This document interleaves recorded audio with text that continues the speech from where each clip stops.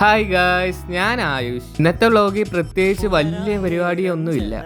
അങ്ങനെ നമ്മൾ രാവിലെ എണ്ണിച്ച് പല്ല് തേച്ച് മുഖം കഴുകി. ഇനി നമുക്ക് ചായ കുടിക്കാൻ അമ്മച്ചമ്മയുടെ അങ്ങോട്ട് പോവാം.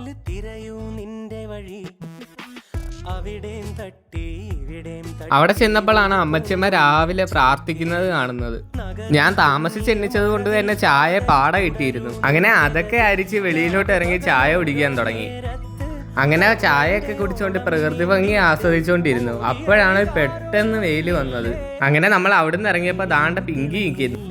അങ്ങനെ വീട്ടിലോട്ട് തിരിച്ചു ചെന്നപ്പോൾ ദാണ്ട പൂമ്പാറ്റ എണ്ണിച്ചുകൊണ്ട് തന്നെ ഇനി സമയം പെട്ടെന്ന് പൊക്കോളൂ. അങ്ങനെ ഞാൻ ഫ്രഷ് ആയിട്ട് കടയിലോട്ട് പോയി രാവിലെ തന്നെ.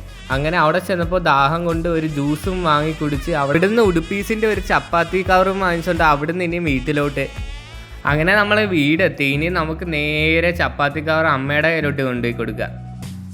അങ്ങനെ ചപ്പാത്തി കവറും കൊടുത്ത് ചപ്പാത്തിയും ബീഫും നല്ലോണം കഴിച്ച് ഭയങ്കര ടേസ്റ്റ് ആയിരുന്നു.